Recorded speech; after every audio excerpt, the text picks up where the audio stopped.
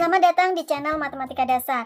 Kali ini, kakak akan membahas tentang statistika mengenai menyajikan data dalam bentuk tabel. Sebelum masuk cara menyajikan data dalam tabel, kita harus tahu dulu apa itu data. Data adalah kumpulan informasi yang diperoleh berdasarkan fakta sebenarnya. Data dapat berupa angka atau lambang. Cara mengumpulkan data ada dua. Yang pertama, mengumpulkan data melalui angket atau kuesioner. Yang kedua, mengumpulkan data melalui wawancara dengan narasumber. Nah, sekarang cara menyajikan data dalam bentuk tabel. Contoh soal data hasil ulangan matematika dari 20 siswa. Langkah-langkahnya. Pertama, urutkan data dari yang terkecil ke yang terbesar.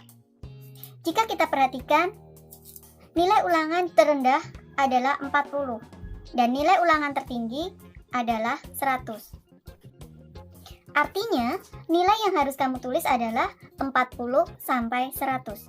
Kita buat tabel nilai, turus, banyak siswa atau frekuensi. Kita tulis 40 sampai 100. Nilainya 40 sampai 100. Kita perhatikan. Banyak siswa yang memperoleh nilai 40 ada 1, kita buat turus 1, 2, kita buat turus 2. Banyak siswa yang mendapat nilai 40 adalah 2. Banyak siswa yang mendapat nilai 50 adalah 1, 2, 3. Banyak siswanya adalah 3. Banyak siswa yang memperoleh nilai 60 adalah 1, 2, 3, 4, 5. Setiap 5, satu turus kita ikat. 6. Banyak siswa yang memperoleh nilai 60 adalah 6 siswa. Berlanjut untuk yang nilai 70 ada 1, 2, 3. Banyak siswanya adalah 3. 80 adalah 1, 2, 3. Yang memperoleh nilai 90 1, 2. Yang memperoleh nilai 100 adalah 1. Banyak siswanya 1. Kemudian kita jumlah. Frekuensinya adalah sebanyak 20 siswa.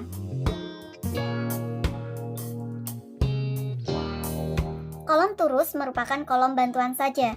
Jika semua data sudah masuk dalam tabel, kolom turus boleh dihilangkan.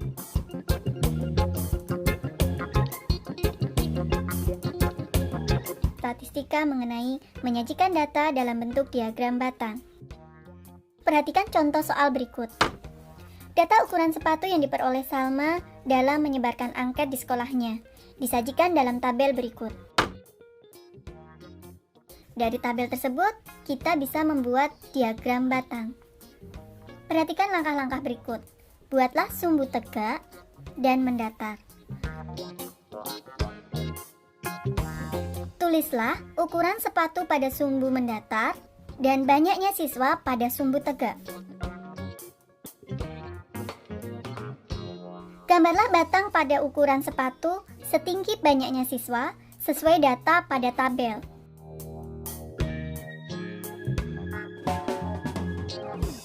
Pada tabel, ukuran sepatu 32 cm, banyak siswanya adalah 10. Kita buat batang di ukuran sepatu 32 yang banyaknya siswanya adalah 10.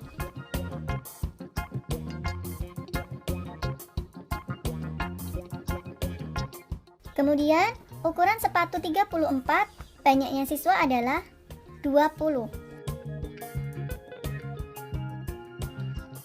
Ukuran sepatu 36, banyaknya siswa adalah 15.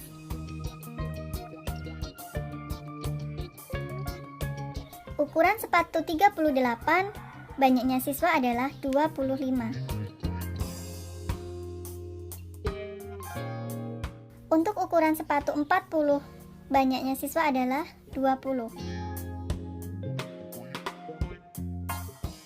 Sedangkan untuk ukuran sepatu 42, banyaknya siswa adalah 5.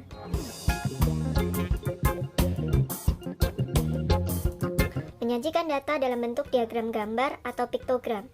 Setiap gambar mewakili satu atau beberapa data. Biasanya, diagram gambar digunakan untuk menyajikan data yang jumlahnya besar. Perhatikan contoh soal berikut. Data hasil panen jeruk Pak Rudi dalam 5 bulan terakhir. Ditunjukkan pada tabel berikut ini. Dari tabel tersebut, kita dapat menyajikan data dalam bentuk diagram gambar. Pilihlah gambar untuk mewakili banyaknya data yang ingin kita sajikan. Gambar jeruk.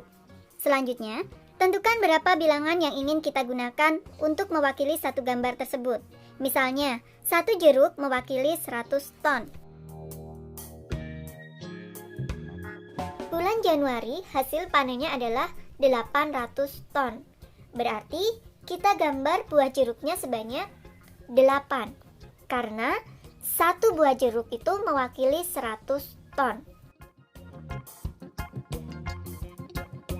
Bulan Februari, hasil panennya adalah 1000 ton. Maka, jika disajikan dalam bentuk diagram gambar, kita menggambarnya sebanyak 10 buah jeruk. Karena satu jeruk mewakili 100 ton.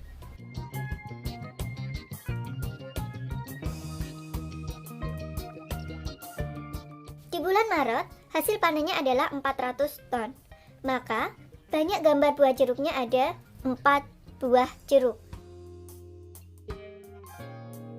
Pada bulan April, hasil panennya adalah 200 ton. Maka, gambar buah jeruk sebanyak 2. Di bulan Mei, hasil panennya adalah 1200 ton. Jika disajikan dalam bentuk diagram gambar, sebanyak 12 jeruk.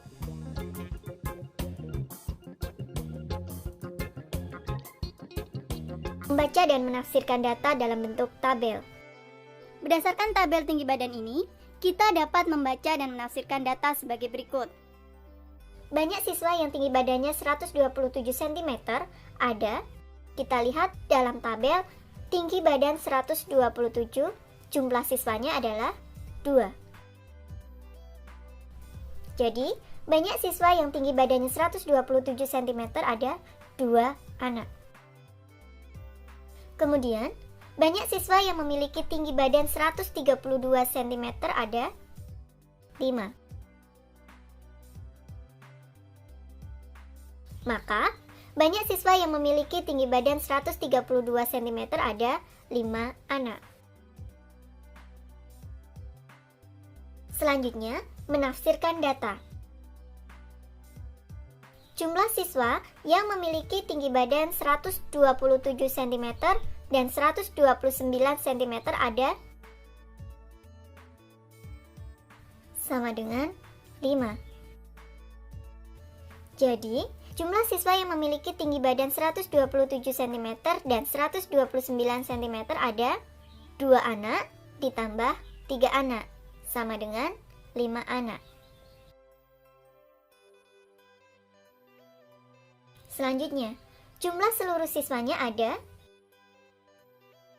tinggi badan 127, jumlah siswanya adalah 2, ditambah tinggi badan 128 cm, jumlah siswanya ada 5, ditambah tinggi badan 129 cm, jumlah siswanya ada 3, ditambah tinggi badan 130 cm, jumlah siswanya ada 7, ditambah tinggi badan 131 cm sebanyak 8 siswa, ditambah tinggi badan 132 cm, jumlah siswanya ada 5. Dari situ didapat jumlah seluruh siswanya ada 30 anak.